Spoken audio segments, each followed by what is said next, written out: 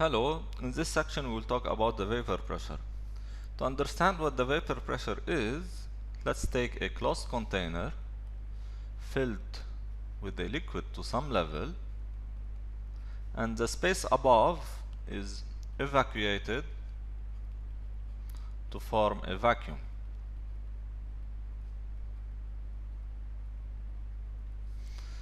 Some molecules at the surface of the liquid will have enough momentum to overcome the intermolecular cohesive forces between neighboring molecules, and these molecules will escape into the space above and they will become vapor molecules. So vapor molecules. The rate at which molecules escape is called the rate of evaporation.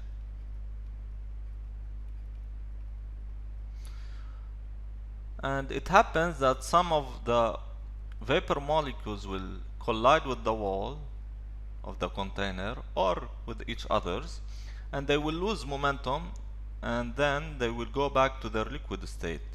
So the rate at which molecules re-enter the liquid surface is called the rate of condensation. So after some time, an equilibrium condition will be reached, and the rate of evaporation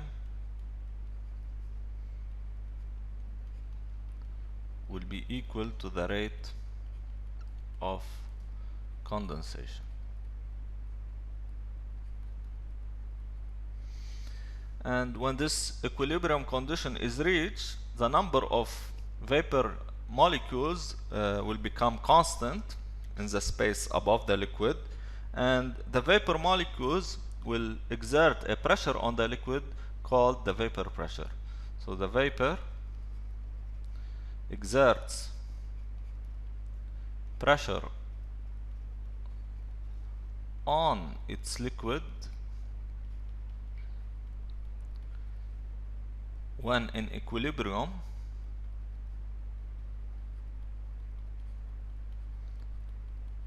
and this pressure is called the vapor pressure or P vapor. Now let's see the relationship between the vapor pressure and boiling. To induce boiling, we have two methods. Let's look at the first method.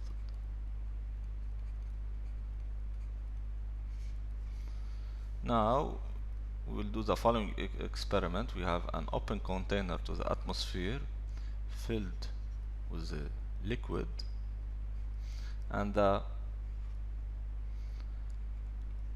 atmospheric molecules above the liquid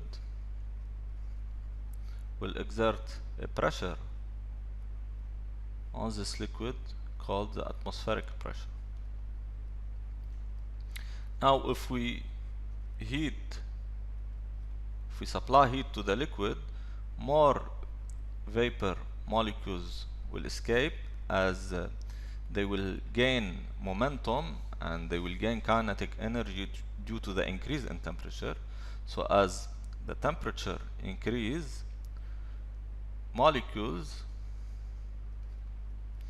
gain kinetic energy and escape. If more molecules escape, that means the vapor pressure will increase. So as the temperature increases, the vapor pressure also increases. So we should know that the vapor pressure is a function of temperature. And when the vapor pressure increases and reaches the atmospheric pressure, so if P vapor is equal to the atmospheric pressure, then boiling will start. And That means that the vapor molecules can push the atmospheric molecules back and more, so that more vapor molecules will form and boiling will occur. So this is the first method by heating. The second method,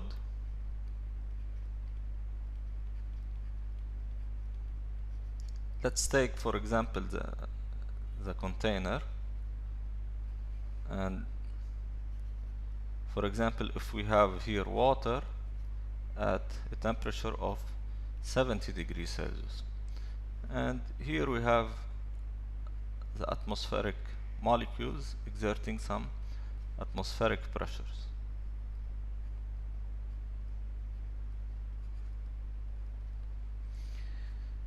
So the vapor pressure of water at the temperature of 70 degrees Celsius, we can look at table A2, is equal to 31.16 kilopascal. So 31.16 kilopascal. So if we take this bucket of water and to some altitude where the atmospheric pressure is equal to the vapor pressure and is equal to 31.16 kilopascal, then also boiling will start. So we have two methods. Either we increase the vapor pressure by increasing the temperature of the liquid, and if we increase the vapor pressure enough to be equal to the atmospheric pressure, then boiling will start.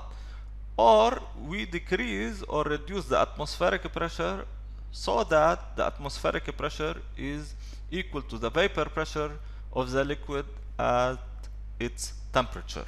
So also boiling will start. So this is very important in fluid mechanics applications. So in fluid mechanics applications, let's say we have some flowing fluid. So if we have a pipe with a flowing fluid, and here we have a pump that is circulating the fluid. And imagine we have water, for example, at an ambient temperature of 30 degrees Celsius. So we know that at the suction side of the pump, we will have regions of very low pressure. So low pressure region at suction side of the pump. And let's see what is the vapor pressure of water at 30 degrees Celsius. So if we go to table A2 at 30 degrees Celsius, the vapor pressure is 4.243 kilopascal. If the low pressure before the pump or at the suction side of the pump happens to be equal to the vapor pressure at the water temperature, then boiling will start. Then boiling starts before entering the pump.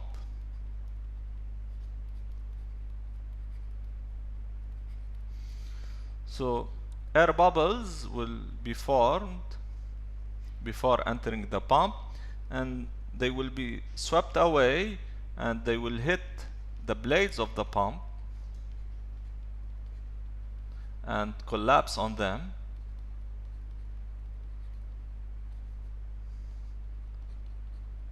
Creating structural damage. This phenomenon of air bubbles creation and collapsing is called cavitation.